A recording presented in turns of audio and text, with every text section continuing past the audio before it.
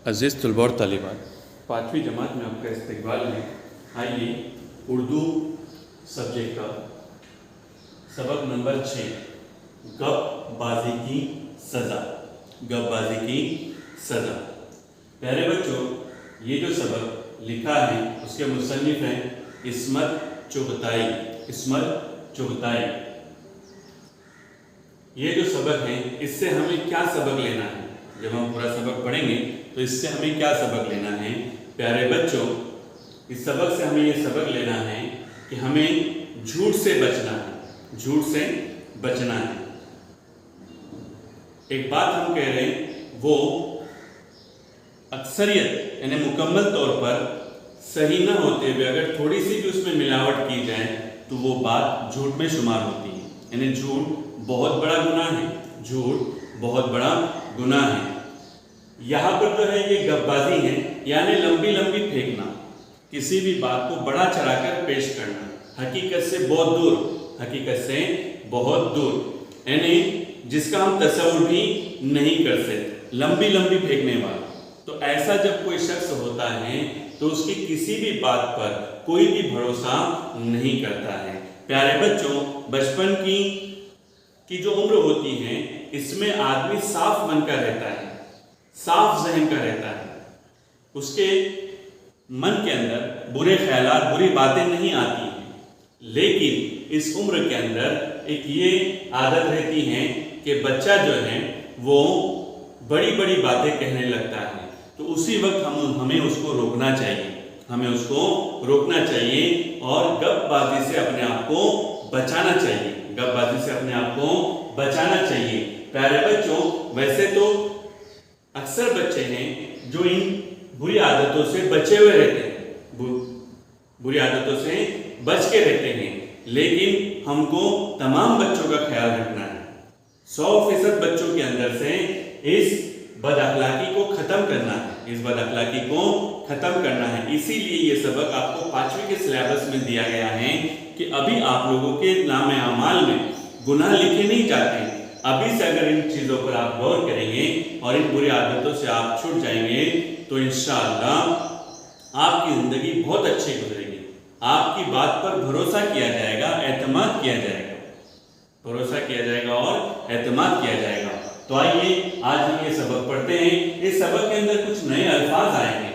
आइए सबसे पहले उनको देखते हैं ताकि हमको सबक पढ़ते वक्त इन चीजों को अच्छी तरह से हम समझने वाले बने। सबक में जहां जहां ये लफ्ज पढ़ते वक्त आएगा, प्यारे बच्चों, आप पेंसिल से उन लफ्जों को टिक कीजिए, अंडरलाइन कीजिए और वहां कहीं पर भी आसपास में उसकी मीनिंग लिखिए, उसकी मीनिंग लिखिए।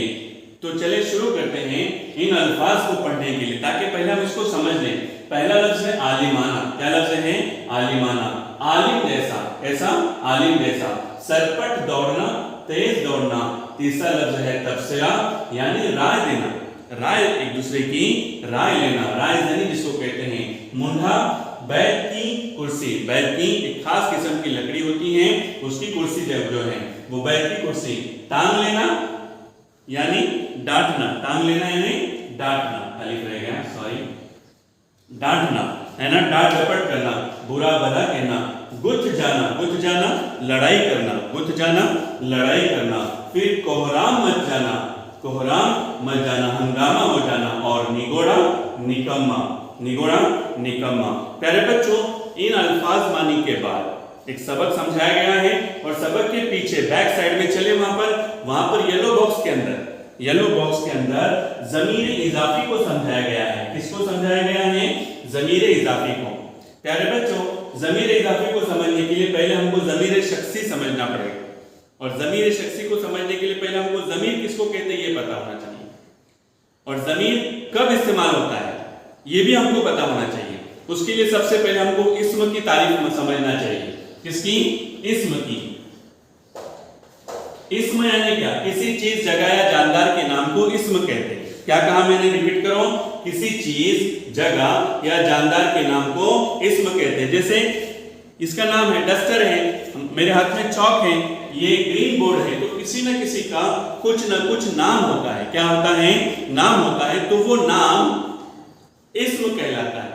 उसमें भी दो तरह के हैं, इसमें आम और इसमें खास। आम यानी कोई भी ऐसी चीज है जिसका कॉमन नाम, जैसे ये पहाड़ है तो पहाड़ ये इसमें आम हो गया, लेकिन हिमालय पहाड़ ये इसमें खास हो गया। तो हमने ये इसम को समझने की कोशिश की। किसी चीज, जगह या जानदार के नाम को इसम कहते हैं। फिर इसम की जगह पर इस्तेमाल होने वाला जो लफ्ज होता है वो जमीर कहलाता है। क्या कहलाता है? जमीर कहलाता है। जैसे मैं, तुम, वो और आप, ये जो अल्फाज यहाँ पर दिए गए हैं अच्छी तरह से इनको समझ लीजिए। ये इसम की जगह पर इस्तेमाल होता है। हर जुमला शुरू करते वक्त हम इसम का जो नाम रहता है वो उससे जुमला नहीं शुरू करें, बल्कि इसम की जगह पर इन जमीरों का इस्तेमाल करके वो जुमले बनाएंगे ताकि वो अल्फाज के अंदर, उन जुमलों के अंदर उस इसम की बार बार तकरार न हो, बार बार टकराव न हो। इसका हमको ख्याल रखना है। तो यहाँ पर ज़मीर शख्सी मैं, तुम, वो, आप। फिर यहाँ पर ज़मीर इजाफी यानी क्या? ज़मीर इजाफी यानी किसी चीज के साथ उन ज़मीरों का ताल्लुक बताया जाता है तो उनको ज़मीर इजाफी कहते हैं। जैसे पहला जुमला यहाँ पर दिया गया है, उनके लिए अल्लाह और उसका, अल्लाह और उसका, उसका यानी किसका? अल्लाह का, रसूल काफी है। तो ये उन जो है वो ज़मीर शख्सी में, लेकिन उसका जो है ताल्लुक अल्लाह से बताया जा रहा है। उसका नहीं, उसका ताल्लुक, इस ज़मीर का ताल्लुक अल्लाह से बताया जा रहा। तो ये जो उसका है ये ज़मीर इजाफी है। क्या है? ज़मीर इजाफी है। फिर शेर आपके बाग में देखा गया, आपके बाग में देखा गया, तो आपके, इसका ताल्लुक बाग से है। किससे है? बाग से ताल्लुक इसका है। तो ये जो आपके हैं ये भी ज़मीर इजाफी है। क्या है? ज़मीर इजाफी है। ये आपके अंडरलाइन किया हुआ है ये। प्यारे बच्चों, फिर कुछ मिसालें भी पीछे दी गई है सबक के पीछे।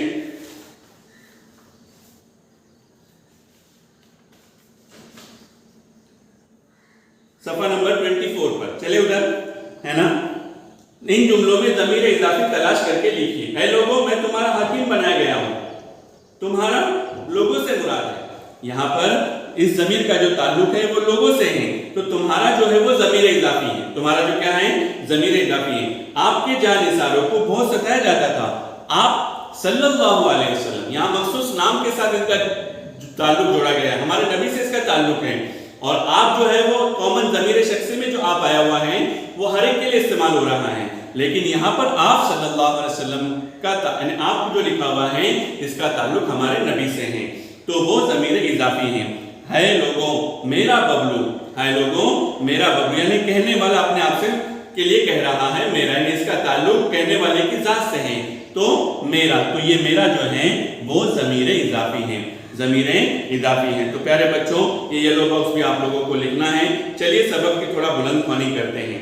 अपनी अपनी किताब को खोलें और सफ़ा नंबर 19 पर, सफ़ा नंबर 19 पर मुसन्निफ का नाम है इस्मत चुगताई, इस्मत चुगताई, है ना। गप मारना सबक का उन्वान ही है।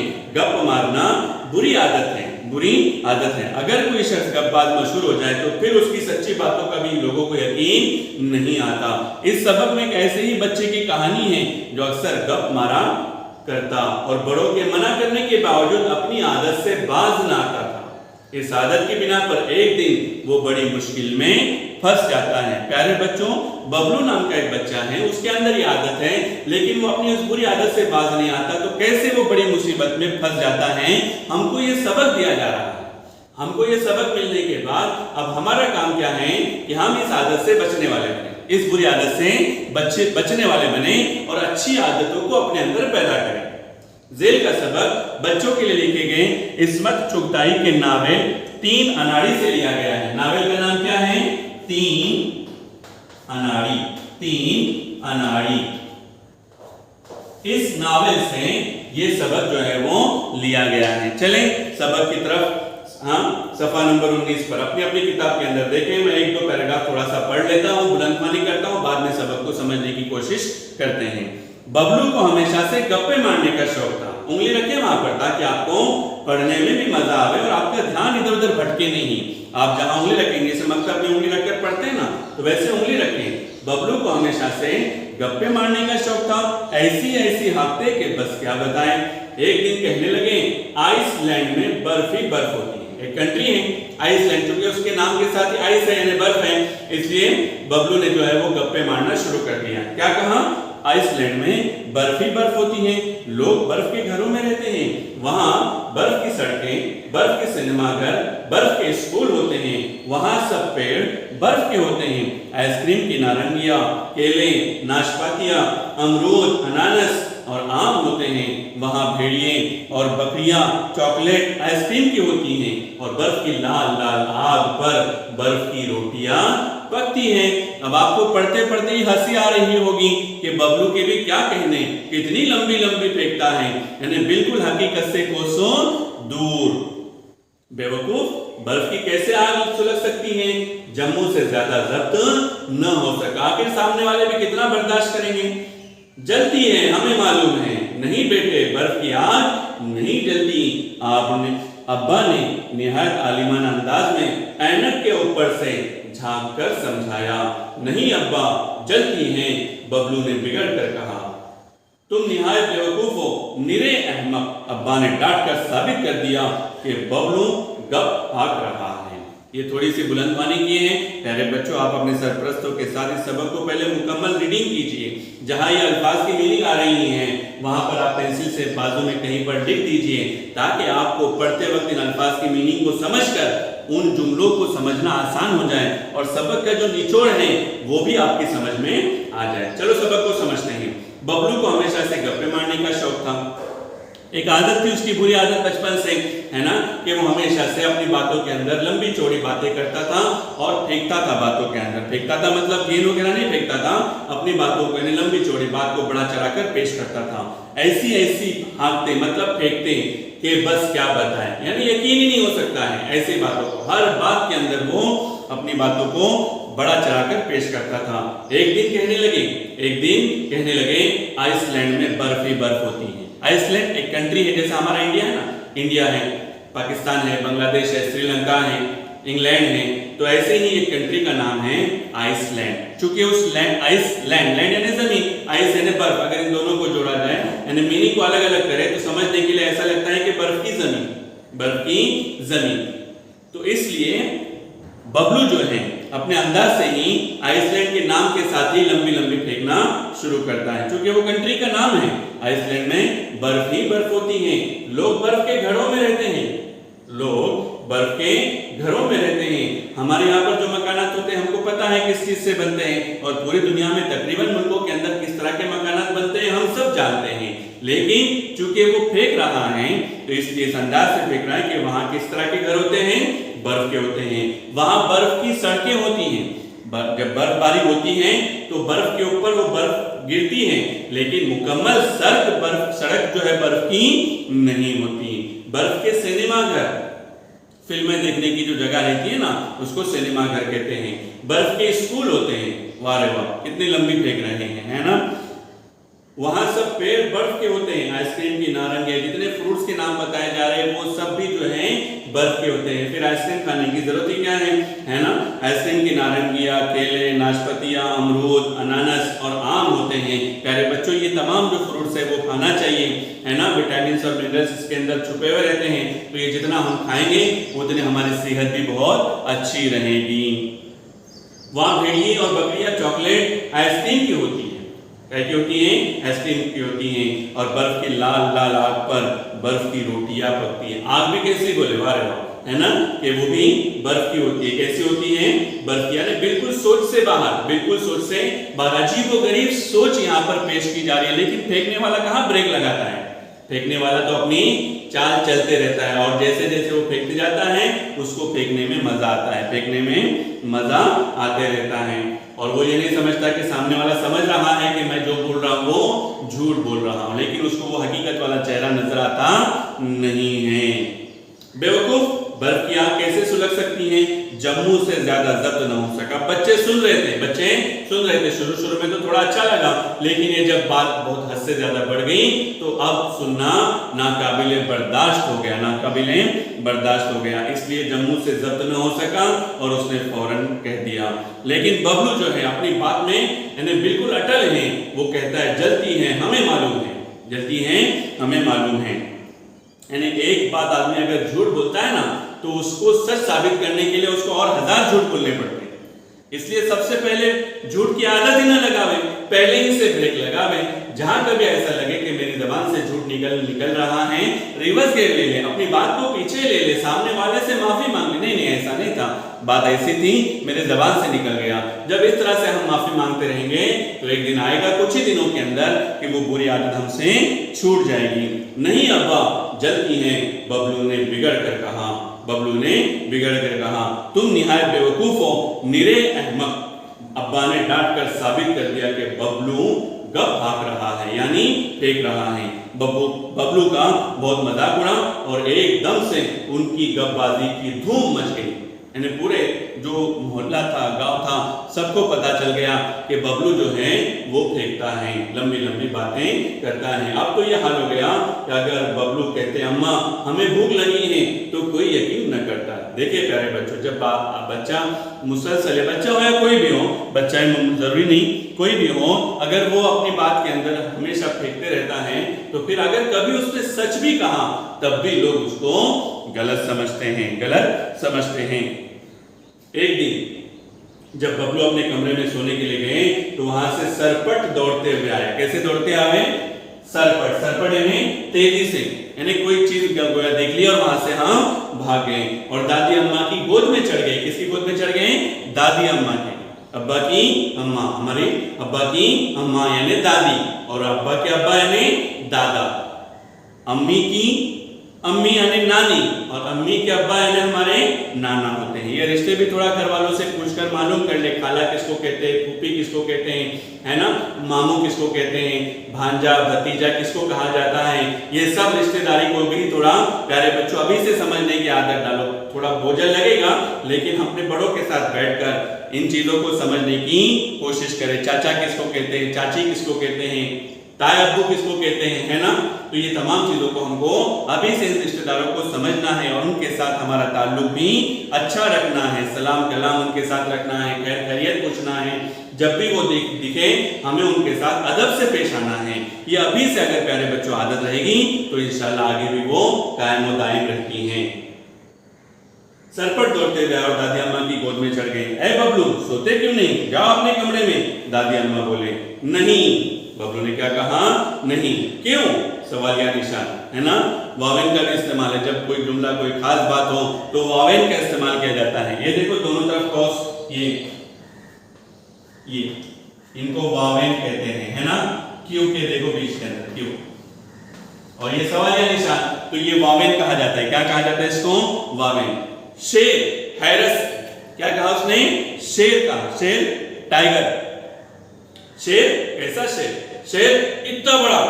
अब वो छोटा बच्चा था, है ना, तो वो शेर चूंकि बड़ी मखलूक है ना, उसको हाथ किया उसने इतना बड़ा, जितने हाथ फैल सके फैलाकर बबलू ने नाप बताया समझने के लिए सामने वाले को। कहां है शेर? अब्बाजान ने गुस्सा करके पूछा। हमारे पलंग के नीचे। यानी तस्वीर में हो ही नहीं सकता, लेकिन चूंकि आज वो सच कह रहा है, आज वो सच कह रहा है, लेकिन हमेशा वो झूठ कहता था, गप्पे मारता था, तो आज सच होने के बावजूद भी कोई उसका यकीन नहीं करता। हमारे पलंग के नीचे, फिर तुम झूठ बोले? अब्बा ने बड़ी बड़ी आंखें निकाली। सच, अल्लाह कसम। अब अपनी बात को साबित करने के लिए कसम भी खाना पड़ रही। हालांकि आमतौर पर प्यारे बच्चों इसकी आदत डालें, कसम ज्यादा नहीं खाना चाहिए। आप ऐसी बात करो कि लोग आपकी बात को सच मान लें, आपको इन्हें झूठा न समझे, गलत न समझे। आप अगर इन चीजों पर अभी से अमल करेंगे तो आप कस्में खाने से बचेंगे, कस्में खाने से बच जाएंगे। झूठा कहीं का। दादी अम्मा ने जोर का थप जमाया और बबलू को अपनी गोद से बैगन की तरह लुढ़का दिया। बैगन देखे ना, गोल मटोल रहता है, थोड़ा सा धक्का दो तो बहुत दूर तक निकल जाता है, तो उसी तरह बबलू को भी दादी अम्मा ने लुढ़का दिया। चल सीधी तरह जाके सो अपने कमरे में, अम्मा ने ललकारा। दादी भी, अम्मा भी और अब्बा भी, तीनों तरफ से, क्योंकि अब कोई भी यकीन नहीं करता। नहीं अम्मा, शेर। माँ की ममता भी जाग जाती है, लेकिन यहाँ पर चूंकि बबलू मुसलसल झूठी बोलते जा रहा है, इसलिए कोई भी उसकी बात का यकीन यही नहीं कर रहा, हर वक्त झूठ बोलता है। अम्मा बोले, किस कदर गप्पे तराशता है नालायक। अब्बा ने राय दी, डरपोक बना दिया है। अम्मा बाबा ने लाड़ करके दो कौड़ी का नहीं रहा बच्चा, यानी बिल्कुल एकदम अपनी बुरी आदतों की वजह से उसकी कोई अहमियत नहीं रही। दादी अम्मा ने ताना मारा। ताना यानी क्रिटिसाइज करना, ताना यानी क्रिटिसाइज करना, ताना मारना। बड़ी देर तक बबलू के झूठ पर तबसरा होता रहा। क्या होता रहा? तबसरा होता रहा, यानी राय होती रही। वो तो चला गया वहां से, लेकिन घर वाले जो है उसके बारे में सोच रहे कि इस बच्चे की कैसी आदत को छुड़ाया जाए। राय मशवरा उस पर चल रहा है। फिर लोग इधर उधर की बातों में बबलू और शेर दोनों को भूल गए। सब सोने का प्रोग्राम बना ही रहते हैं कि मेवाराम। कौन आया? मेवाराम। कौन है ये? मेवाराम माली। माली बाग की रखवाली करने वाला। माली बाग की रखवाली करने वाला। क्या कहते हैं उसको? माली। क्या कहते हैं उसको? माली जो है वो बौखलाया हुआ है, हड़बड़ाहट में आया, घबराहट में आ गया। मुजीब मियां बाहर दरोगा जी आए हैं। कौन आए हैं? दरोगा जी। दरोगा जी। दरोगा जी यानी पुलिस आज की लैंग्वेज में, है ना, इंस्पेक्टर जो भी। हाँ, दरोगा जी आए, खड़े हैं। दादी अम्मा बड़बड़ाए, लोग पीछा ही नहीं छोड़ते, जान तो लग गए हैं, मतलब दिन भर तो अपने कामों में रहते ही नहीं है इसमें, लेकिन रात हो गई, सोने का वक्त है, फिर भी ये लोग आ रहे हैं। तो दादी अम्मा थोड़ा चिड़चिड़ाई। अरे बुलाओ बुलाओ, आइए इंस्पेक्टर साहब, कैसे तकलीफ फरमाई? अब्बा ने चबूतरे पर से पुकारा। यानी मेहमान का इस्तकबाल करने का एक अंदाज है कि दूर से उनको पुकारा जाए और हाथों को फैलाया जाए ताकि आने वाले को खुशी का एहसास हो कि मेरे आने पर वाकई में इनको खुशी हो गई है। इंस्पेक्टर के साथ एक गच्छेदार मूंछों वाले साहब भी थे। तस्वीर में जरा देख लीजिए मूंछें कैसी हैं, है ना। वो मेवाराम से भी ज्यादा सटपटाए हुए थे। 2-4 लाठी बंद कांस्टेबल भी थे। अब्बा घबराए, क्या गड़बड़ हो गई? खैरियत तो है? अब्बा ने पूछा। वैसे सब खैरियत है, ये सर्कस के मैनेजर साहब है। किसके? सर्कस देखे नहीं कभी? हाँ, अजीब अजीब करा वहां पर हरकत की जाती है, एक्शंस किए जाते हैं, करतब दिखाए जाते हैं कि लोग दांतों तले उंगलियां दबाते हैं, दांतों तले उंगलियां दबाते हैं। तो वो सर्कस है ना। उन्होंने गच्छेदार मूंछे वाले की तरफ इशारा किया। आदाब अर्ज, आपसे मिलकर बड़ी मसरत हुई। अब्बा बोले, साहब वो बात यह है कि सर्कस का एक शेर छूट गया है। क्या छूट गया है? शेर छूट गया है। शेर हैरत, है ना, ये अलामत देखे हैरत की। जब खुशी, गम या हैरत का इजहार किया जाता है तो उसको फजाइया जुमला कहते हैं। क्या कहते हैं? फजाइया जुमला। याद रखिए प्यारे बच्चों। हाँ, ग्रामर की समझते हुए आपको साथ चलना है। ये अलामत फजाइया अलामत है। कौन सी अलामत है? फजाइया अलामत है। मूंछों वाला शख्स देखे पीछे की तरफ, है ना। जी शेर निहायत खूंखार है। कैसा है? खूंखार यानी खतरनाक, किसी को नहीं बख्शता होता, ऐसा शेर, है ना। कल रिंग मास्टर को भी भिंबोर डाला होता। बाल बाल बच गए। बाल बाल बच गए मतलब एकदम करीब गए थे मौत के, लेकिन अल्लाह ने उनको बचाया। अभी आपके पड़ोस से रईस साहब ने, किसने? रईस साहब ने फोन किया कि एक अदद शेर यानी एक शेर आपके बाग में घूमता देखा गया है। बाबा बाग शेर बबलू अब्बा मुंडे पर ढुलक गए, यानी बैठ की कुर्सी पर, क्योंकि वो समझ गए कि बच्चा जो है वो सच कह रहा था, बबलू सच कह रहा था। उन्होंने सहम कर बबलू के कमरे की तरफ देखा जिसका एक दरवाजा बाग की तरफ खुलता है। यानी मकान ऐसा था कि एक दरवाजा तो घर के अंदर से खुलता था और दूसरा जो दरवाजा है वो बाग की तरफ खुलता है, बाग की तरफ खुलता था। हाय लोगो मेरा बबलू, हाय लोगो मेरा बबलू। यहाँ पर देखो जुमले में भी आया है, ग्रामर के हिस्से में येलो बॉक्स के अंदर यही वो जुमला है ना। हाय लोगो मेरा बबलू। अम्मा जो कमरे से सब कुछ सुन रही थी पछाड़ कर गद्दे पर गिरी, फिर उठकर वो दौड़ी बबलू के कमरे की तरफ। अगर अब्बा ने उन्हें पकड़ न लिया होता तो वो सीधी शेर के जबड़ों में घुस जाती। जबड़े, ये शेर जो मुंह खुला रखता है तो उसके अंदर वो गोश्तखोर रहता है। कैसा रहता है? हाँ, गोश्तखोर, कार्निवोरस। हाय मेरा बच्चा, अरे मुझे तो पहले ही मालूम था कि तुम लोगों पर भारी है बच्चा। उसकी जान लेकर चैन आया। अब बड़े लोगों का ये हाल रहता है ना कि वो शुरू कर देते हैं अपनी बातों को। हस्बे दस्तूर दादी अम्मा ने घबराए हुए अम्मा और अब्बा की टांग ली, यानी दोनों की खैर, यानी पूरी बुरा भला कहा, उनको डांटा दादी अम्मा ने। किसने? दादी अम्मा ने। क्योंकि बच्चों से जो ज्यादा प्यार किया जाता है वो दादी और दादा की तरफ से किया जाता है, नाना नानी की तरफ से किया जाता है और बच्चे उन्हीं के लाड़ प्यार में ज्यादा रहते हैं वालिदैन की बनिस्बत दादी अम्मा और नानी अम्मा, है ना। हाय मेरा नन्ना मुन्ना बबलू, शेर ने चबा डाला और उसने डर के मारे आवाज भी तो नहीं निकाली। खाला अम्मा रोने लगी और जम्मू शब्बू भी फूट फूट कर रोने लगे। अब्बा का बुरा हाल हो गया, वो तो खाली हाथ ही घुसकर शेर से गुथ जाना चाहते थे। उनका बस न था कि शेर के हलक में हाथ डालकर अपने लाडले बबलू को निकाले। कौन हिम्मत कर सकता है?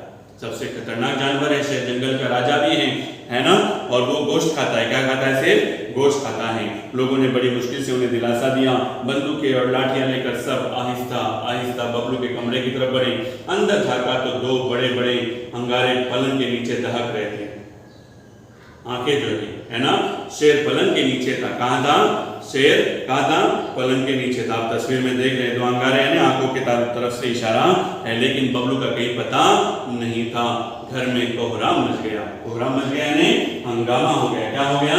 हंगामा, शोर होने लगा, है ना। गांव में भी जब कोई अजीबोगरीब चीज होती है तो गांव में शोर मचता है, शहरों में भी होता है। सर्कस के मैनेजर पिंजरा साथ लाए थे। बड़ी मुश्किल से शेर को पिंजरे में डाला गया। ताज्जुब है, न खून के निशानात है न हड्डियां। इंस्पेक्टर साहब हैरान हो गए, क्योंकि जब वो अटैक करता है तो जाहिर सी बात है खून के फव्वारे निकलेंगे, तो खून जो है कहीं ना कहीं तो लगा हुआ होगा, लेकिन खून वगैरह के कहीं निशानात नहीं थे। अरे वो निगोरा खाई कितना है मेरा बबलू, मेरा चुपूल सा बबलू। दादी अम्मा को गश आने लगा। गश आना यानी चक्कर आना, निगोड़ा यानी निकम्मा, कितना यानी कितना। एकदम आपा की फलक शिगाफ चीख फिजा में गूंजी, यानी तेज चीख, जोर से चिल्लाए। कौन? आपा। और वो लड़खड़ाती आकर चौकी पर गिरी। बीबी बबलू, जैसे उन्होंने भूत देख लिया। यहाँ सबकी यकीन में बैठ गया था कि अब बबलू को शेर ने खा लिया है, लेकिन उसी वक्त आपा ने जो है वो तेज चीख मारी और जोर से कहा उसने कि बबलू कहाँ, किधर? सबने उन्हें हिला डाला। गु गु गुसल खाना। कहाँ? यानी उनको बोलने की भी, यानी आदमी जब घबराया हुआ रहता है तो उसके जबान से सही अल्फाज निकलते नहीं है। डर और खौफ की वजह से वो एक ही लफ्ज को दो दो तीन तीन मरतबा बल्कि काट काट कर उन अल्फाज को कहता है। तो यहाँ पर पहले 2 मरतबा गु गु और फिर डर गए और फिर गुसल खाना यानी बाथरूम के अंदर। अम्मा दौड़े, अब्बा ने लपक कर उन्हें पकड़ लिया। बबलू की खटी फटी लाश देखकर कहीं वो पागल न हो जाए। कलेजा थामे अब्बा और मेवाराम रोते बिलबिलाते गुसल खाने में पहुंचे, लेकिन वहां कोई लाश न थी। हाँ, बबलू मियाँ गठी बने गढ़े के पास उकड़ू बैठे ऊँघ रहे थे, मतलब सो रहे थे। अब नींद तो लगी थी, बच्चा है ना, कहीं पर भी सो जाता है। घर के अंदर भी देखो रात का वक्त हो जाता है, दिन भर बेचारे वो खेलते रहते हैं, खूब अपने आप को थका लेते हैं और मगरिब के बाद से ही जो है वो सोने का माहौल उनका बन जाता है। जहाँ बैठ जाते हैं वहाँ थोड़ी देर देखेंगे इधर उधर, वहीं बैठे बैठे सो जाएंगे और फिर वही माँ को जो शफकत आती है और मेरा प्यारा बच्चा कहकर उसको कमरे में या बिस्तर पर ले जाकर सुला देती है। बच्चे को बिल्कुल पता है कि मेरी माँ ही है या मेरे वालिदैन है, मेरे बड़े भाई बहन हैं, वो मुझे सही जगह पर बराबर जाकर सुलाएंगे। ये उनकी शफकत है। हाँ, ये उनकी शफकत है अपने भाई बहनों के साथ, अपने औलाद के साथ। नामाकुल यहाँ बैठा है और हम नाहक परेशान हो रहे, नाहक बिला वजह। अब्बा ने एक चपत लगाई और कान पकड़कर बबलू को उठा लिया। कहाँ मातम हो रहा था और कहाँ एकदम शादियाने बजने लगी, यानी खुशी का माहौल बन गया। कैसे? खुशी का माहौल बन गया। सब ने बबलू को गले लगाया, उनके इतने लाड हुए, इतने सदके उतारे गए, ऐसा मालूम होता था जैसे वो अभी अभी अल्लाह मियाँ के यहाँ से तशरीफ लाए, बस अभी आज ही वो पैदा हुए हैं। क्योंकि एक नई जिंदगी लोगों ने समझ लिया, घर वालों ने समझ लिया कि बबलू तो अब चला गया, लेकिन वो बेचारा जो है वो बाथरूम के अंदर खर्राटे की मस्त नींद में सो रहा है, मस्त नींद में सो रहा है। उस दिन से बबलू मियाँ ने गपबाजी बिल्कुल छोड़ दी। तो प्यारे बच्चों, एक बेहतरीन सबक था, इसके अंदर अच्छे खासे आपको अखलाकी बातें भी बताई गई हैं। हम उम्मीद करते हैं कि आपको सबक अच्छी तरह से समझ में आ गया होगा। अगले पीरियड में दोबारा मुलाकात होगी। अस्सलामु अलैकुम व रहमतुल्लाहि व बरकातुहू।